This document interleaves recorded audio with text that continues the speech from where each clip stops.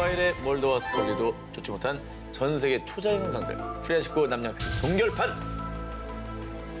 남양 특집 4탄 과학으로도 풀리지 않는 초자 현상 19 뒤쫓아 보겠습니다. 캄보디아 촬영장에서 생긴 일. 영혼이 옮겨 붙는 현상인 빙의, 곡성, 검은 사제들, 엑소시스트 이렇게 대흥행을 거둔 이 영화들의 공통점 바로 악령에 사로잡혀 빙의된 사람들이 등장한다는 건데요. 자, 지난 2월 1일 캄보디아 한 영화 세트장 이곳에서는 공포영화 룸 스피릿 룸이 한창 촬영 중이었는데요. 그런데 주연 여배우와 귀신 분장을 한 배우가 촬영을 위해 서로 호흡을 맞추던 중 무엇이 중요하다고? 다시 하겠습니다. 무엇이 중요한다면 죄송합니다. 엔지.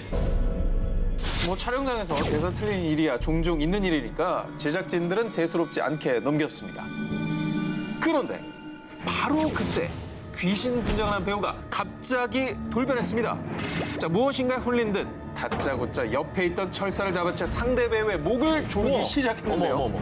자, 한순간에 벌어진 돌발 상황에 촬영장은 그야말로 아수라장이 되었습니다. 와, 이거 아니 뭐예요? 갑자기 지금 방금 지나간 그 목에 자국 난 게 저게 철사 자국인 거죠? 자, 저렇게 이제 난동을 부린 거죠. 자, 도대체 그녀에게 무슨 일이 일어난 건지는 정말 아무도 모를 일. 자, 이후 당시 현장에 있었던 영화 관계자 콤 소케이티트는 자신의 얼굴책 계정에 공포영화 촬영 현장에서 벌어진 일이라며 영상을 올렸습니다. 보시죠. 지금 이제 사건이 벌어진 후인가 봐요. 그리고 직후에 벌어진 일이죠. 이렇게 제작진들이 저 한 배우를 진정시키는 모습이 담겨져 있습니다. 근데 이렇게 하니까 더 신빙성이 있다. 왜냐면 목을 조르는 영상을 얼굴책에 올렸으면 노이즈 마케팅이라고 생각할 수 있거든요. 괜히 영화 띄워보려고. 근데 이거는 일이 다 터지고 나서 급하게 찍은 거 아니에요. 그렇죠. 그제서야 전화기 그제서야. 끊은 거죠. 예. 네. 자, 그리고 이 영상은 현재 1,700만 뷰.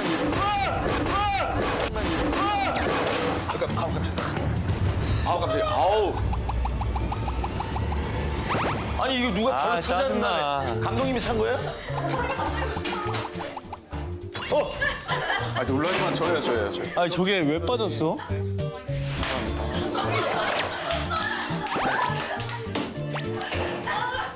나오기만 해봐 하여튼. 남양 특집 4탄 과학으로도 풀리지 않는 초자연 현상 18이 공개합니다.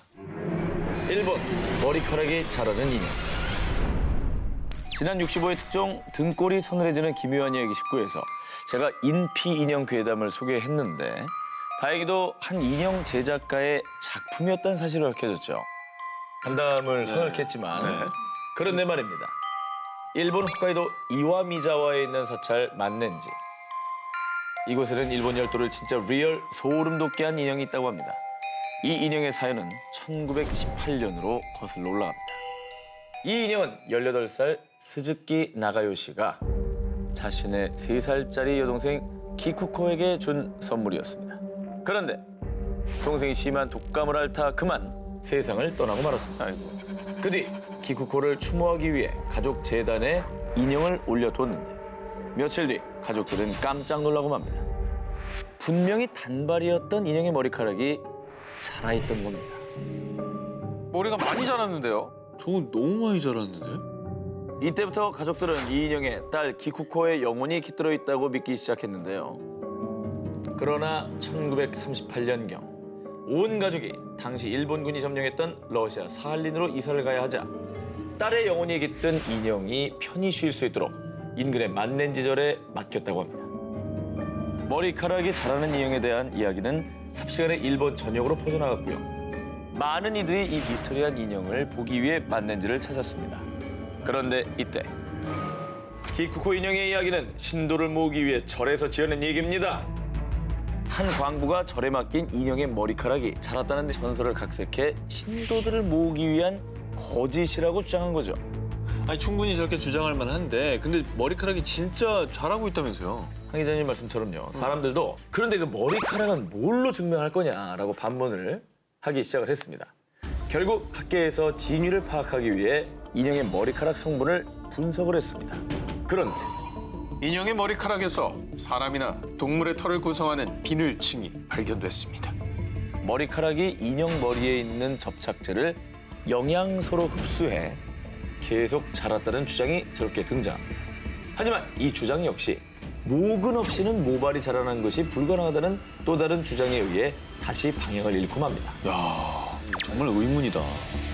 이 머리카락이 자라는 인형을 두고 사람들의 공방과 억측이 거세지자 만렌지 사찰 측에서는 영험한 인형을 왜곡하지 마시오 라며 결국 인형을 사찰 내에 봉인했다고 합니다.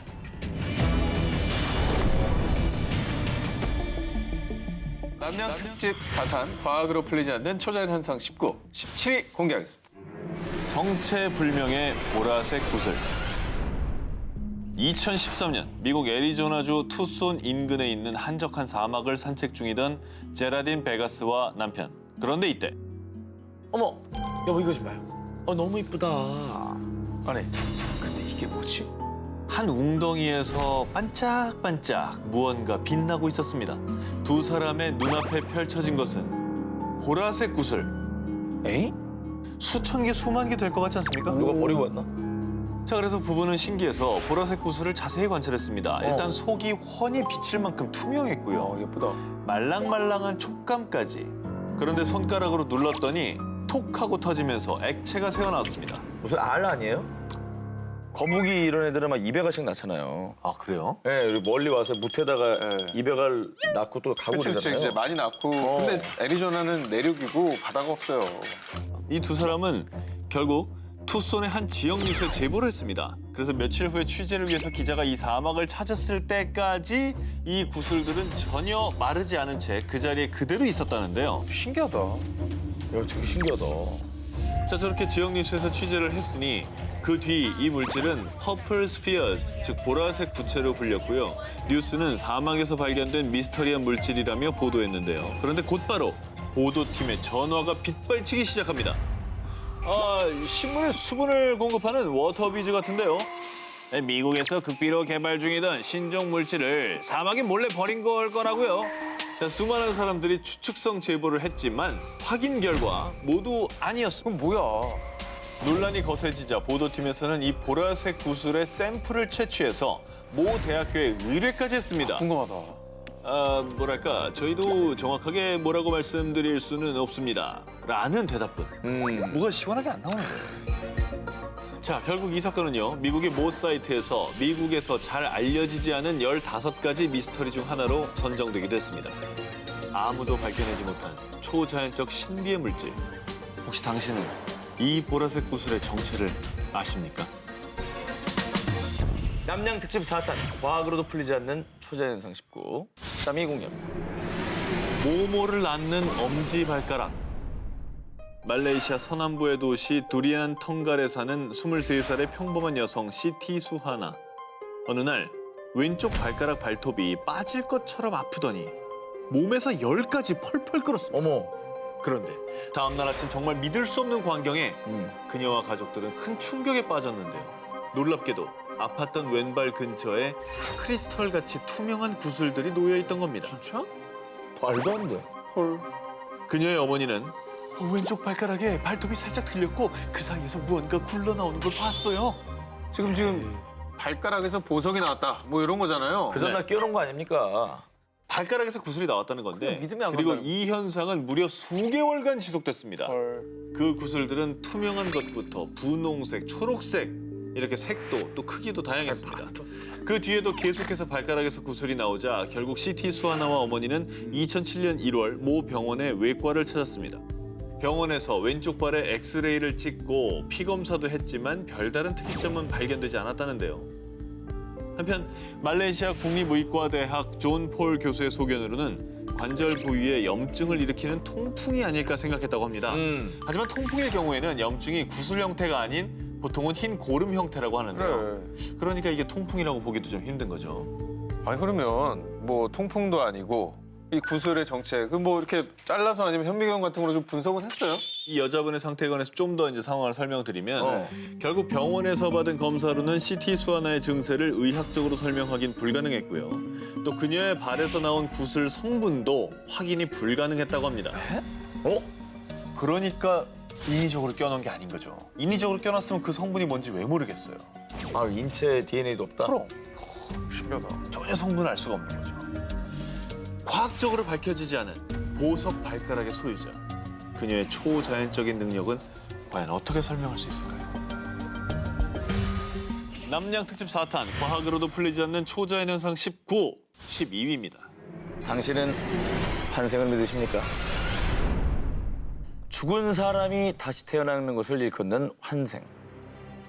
티베트 불교에서는 위대한 스승 라마가 제자와 중생들을 구제하기 위해 계속 환생한다고 믿고 있는데요. 그래서 라마의 제자들이 환생자를 일컫는 린포체를 찾는 게 오랜 전통 중에 하나라고 합니다. 그리고 네팔 후판사원의 수도승 텐진 조파도 그 중에 한 명인데요. 2001년 10월 그는 자신이 모시던 스승 게셰 라마 콘촉이 세상을 떠나자 스승의 환생자를 찾기 위해 그 고된 여행길에 오릅니다. 그렇게 1년 또 2년이 지나 4년째가 되던 2005년 찾았습니다. 드디어 제가 스승님을 찾았습니다. 그가 스승이 생전에 수행했던 초액항 마을에서 스승의 환생자를 찾은 것입니다. 그가 찾은 이는 3살 꼬마 텐진 응오드로. 근데 저 꼬마한테 그럼 네. 스승님 이러고 머리를 조아릴 거예요? 텐진 조파가 한 채 의심도 없이 이 꼬마를 스승의 환생자로 믿은 이유. 스승이 세상을 떠나기 전에 알려준 환생자 아버지 이름의 첫 글자와 소년의 아버지 이름 첫 자가 일치하는 것은 물론이고요. 이 마을에는 과거 스승이 직접 심은 나무가 있었는데 텐진 응오드룹이 매일 아침 이 나무에 정성스레 물을 줬다고 합니다. 첫 글자 같은 거는 사실은 이름에 쓰는 글자들이 또 뭐 석도 있고 뭐 현도 있고 뭐 진 이런 거 많잖아요. 그런 어떤 우연들이 좀 겹쳐서 이런 게 좀 발생한 게 아니었을까요? 그래서 이 꼬마가 정말 스승의 환생자인지 확인하기 위한 테스트를 진행해봤습니다. 그래, 테스트 해보자. 네가 그러면 전생에 쓰던 걸 골라봐. 물어봤습니다. 그런데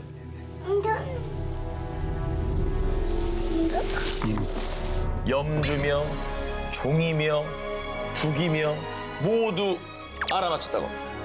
결국 이 테스트를 모두 통과한 텐진 응오드룹은 달라이 라마에게 환생자로 공인을 받게 됐습니다. 그리고 이후에 사원에서 교육을 받으며 생활하게 됐다고 합니다. 전생을 기억하는 소년들, 그리고 환생. 과연 정말로 환생은 이 현세에 존재하는 걸까요?